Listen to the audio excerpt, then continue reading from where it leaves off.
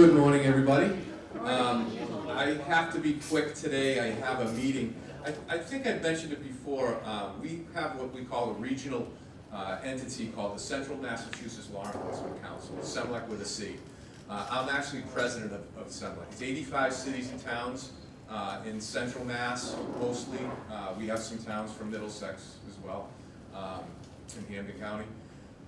We have a drone unit, a motorcycle unit, we have a SWAT team, we have a K-9 unit, and crash reconstruction. We have a crash reconstruction meeting in Shrewsbury today. Each unit has a unit control chief, and the unit control chief for crash recon is Chief Anderson, Kevin Anderson from Shrewsbury, where I started my career. So we have a meeting today just to go over a few things with the team leaders there. So I will be quick. A couple of updates on the PD. The body camera initiative is going very well. That's been implemented, up and running. There's another grant for $16,000 that we applied for and that we were granted to upgrade some equipment or purchase some equipment. Also, some real exciting news to share, and I'll be bringing Carly in again to see you, is our clinician. Through advocates, we wrote a grant through the Department of Mental Health. This was Deputy Chief Todd Menardi's, this was his undertaking when I first started here. We implemented this program at his direction.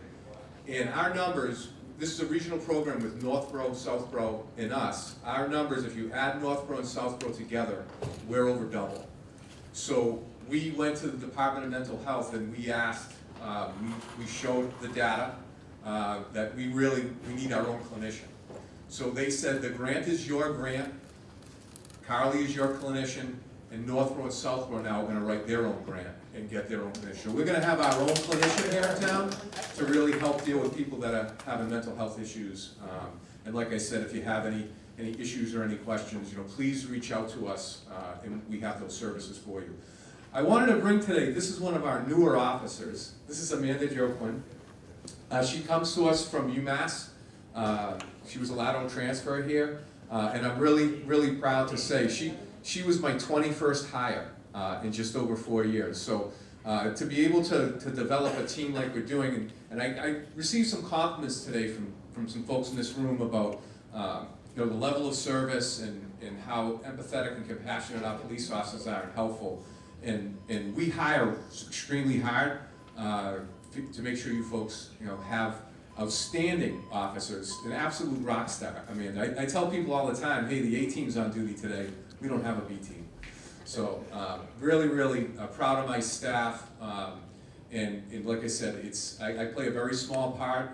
It's teamwork that makes the dream work. And so, like I said, I have to take off today, but I wanted to introduce Amanda. There's some other officers I'll be bringing in. We are presenting to the Board of Selectmen next week for our ARPA proposal. As you know, we had our staffing study, and we were supposed to be at 42 due to the study, but right now we're at 37, so our ARPA proposal is to basically fund a few positions. So hopefully that will pass, and I'll basically be hiring another 4 officers, I'm hoping, this summer. Detective Lieutenant Chet Hallis, who's been with the agency for 34 years, is retiring July 5th. So that's one position we definitely will be filling, and if the ARPA proposal goes forward, there'll be 3 additional. So today, we have Jen Kirkland here.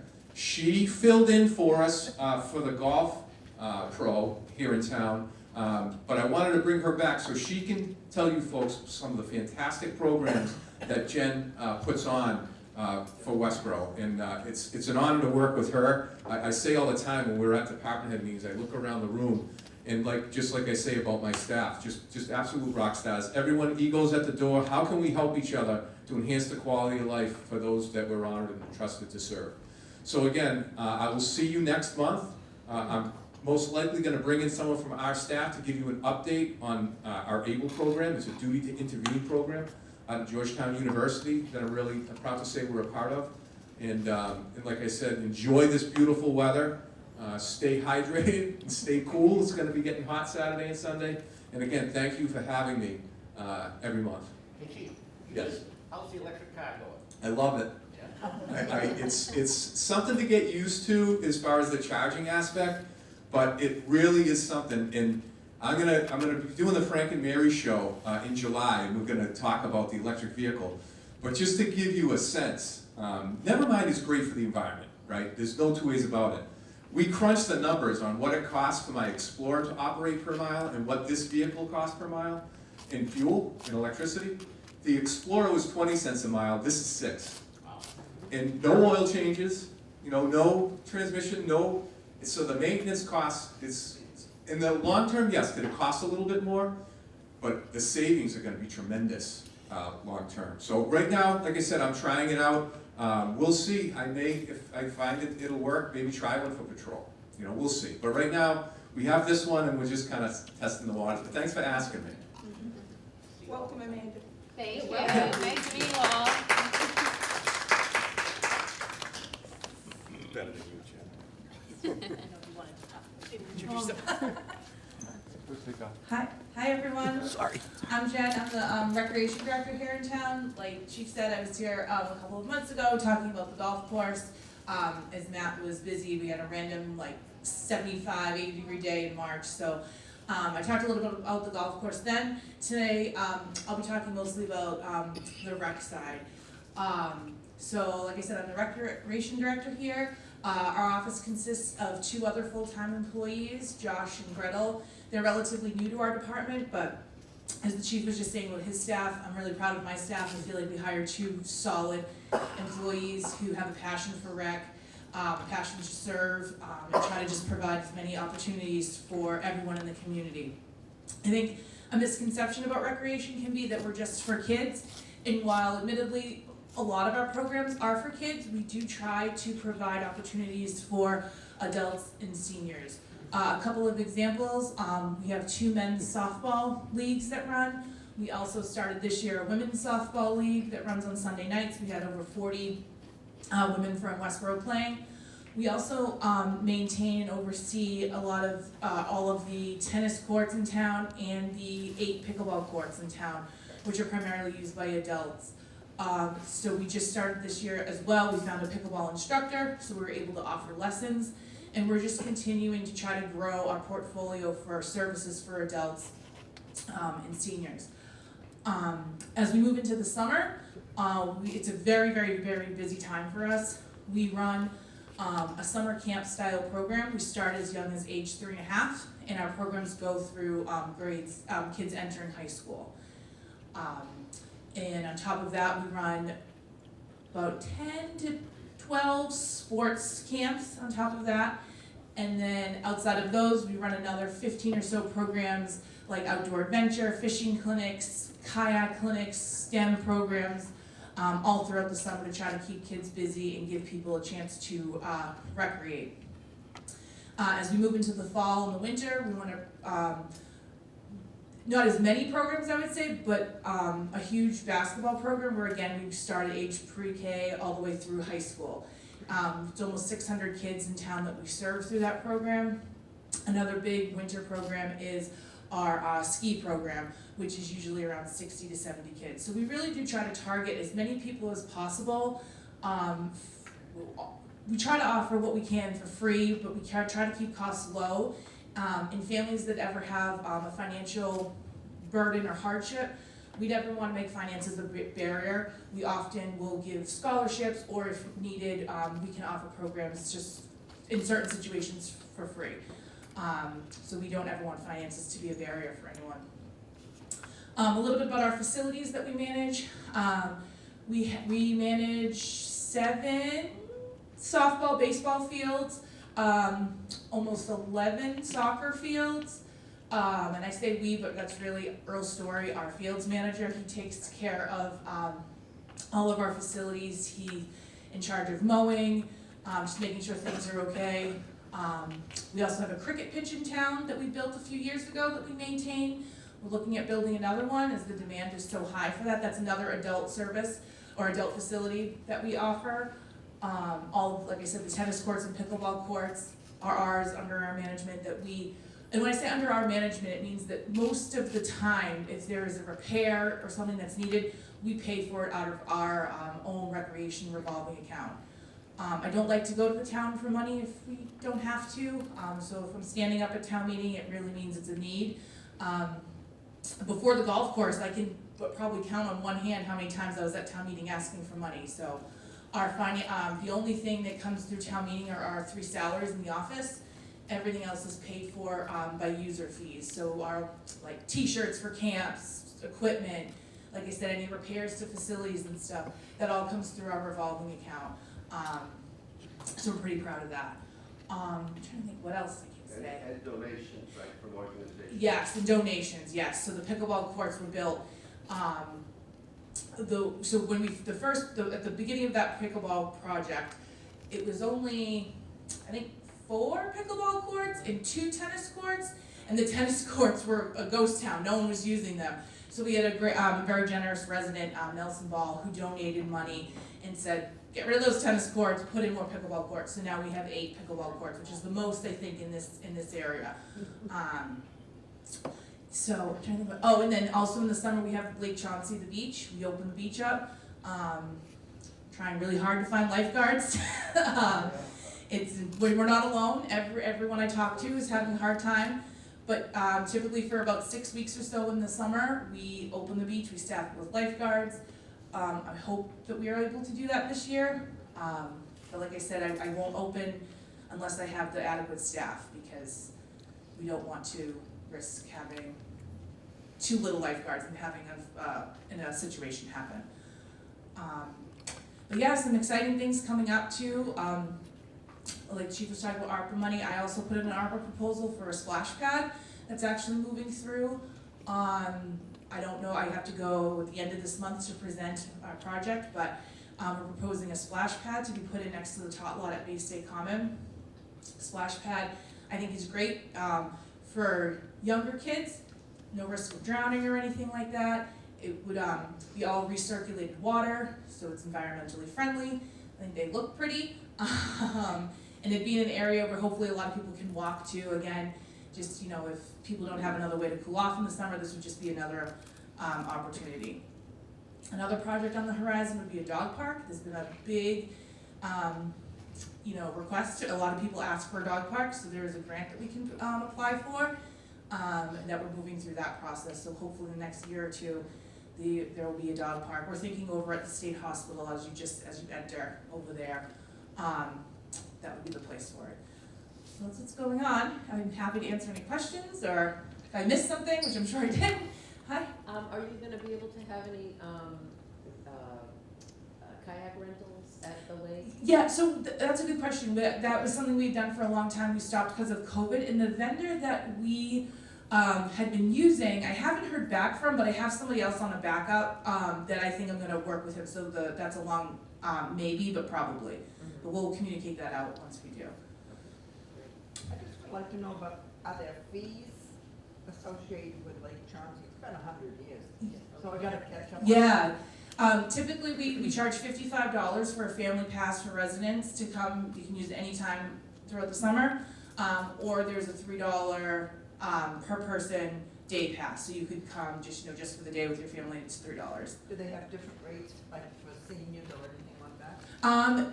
No, we don't. We do have a single pass. If you didn't want a family pass, there's a little bit of a cheaper rate. And again, too, that would be also something that if there was a financial hardship, or if we would work with you on that. Yeah. Oh, and I know what I forgot. Oh, sorry, Rita, go ahead.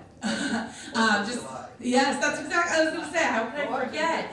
So we're back. The block party would be back at its normal time, June 24th, the Friday before July 4th.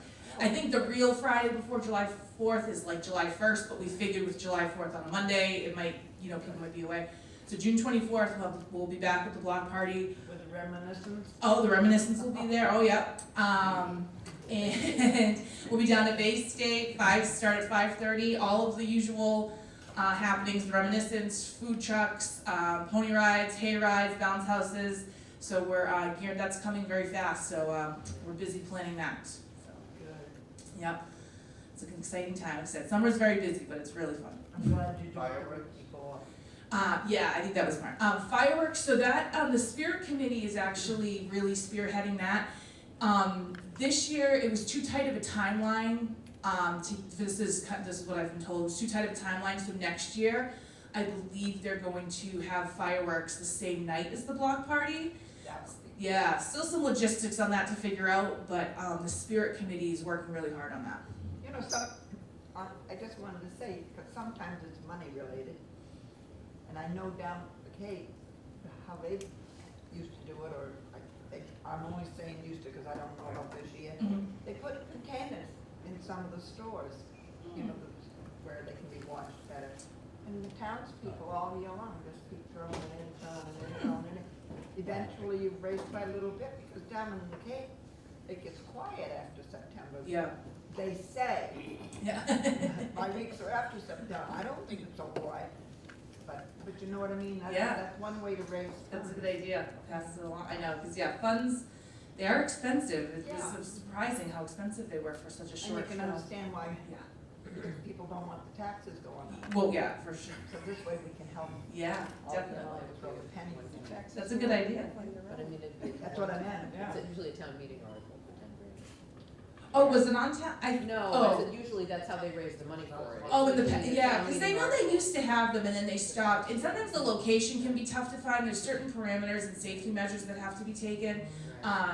So I think, I already know the spirit committee has money to cover the first year. I think it was left over from the 300th anniversary celebration. Great. Yeah, so I think the first year is covered. And don't quote me, but this is what I've kind of heard, but I think the first year is covered.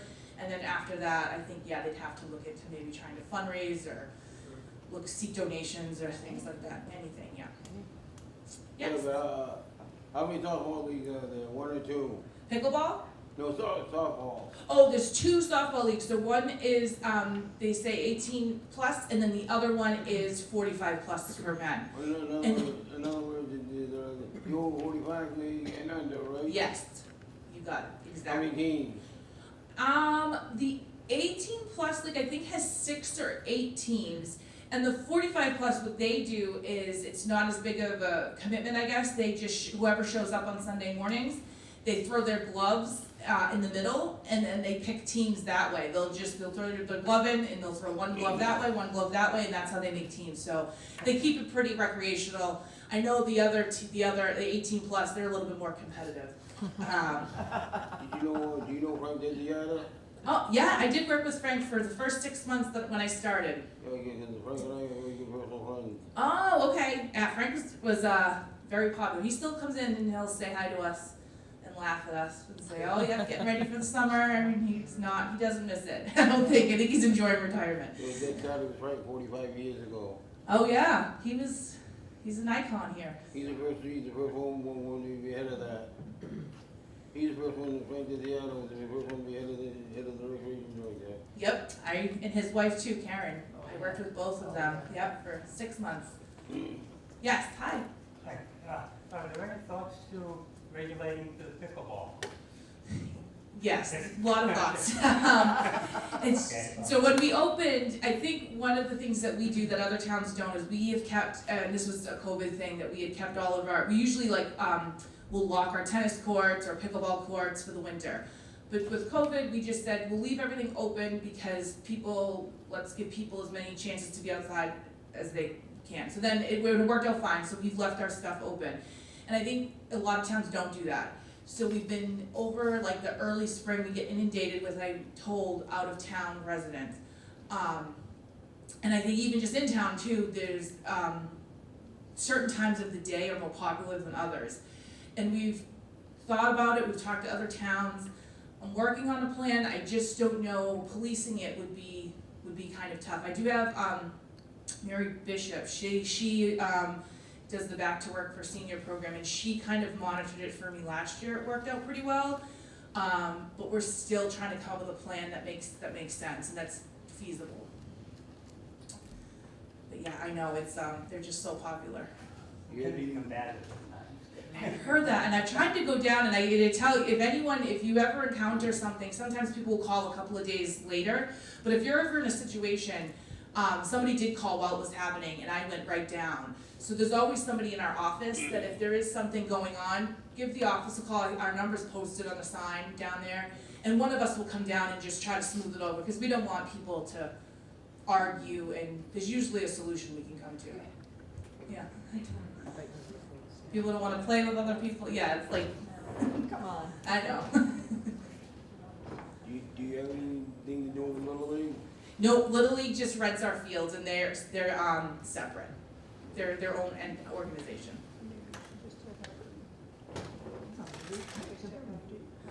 All right. Do you have anything to do with the football? Nope, we're that separate too. Anything to do with basketball or hockey? Nope, well, we run our own basketball, but hockey is also separate. All right, well, it was really great chatting with all of you, and we're our offices in Town Hall, so if you ever have any questions or wanna stop in, we're there. Thanks.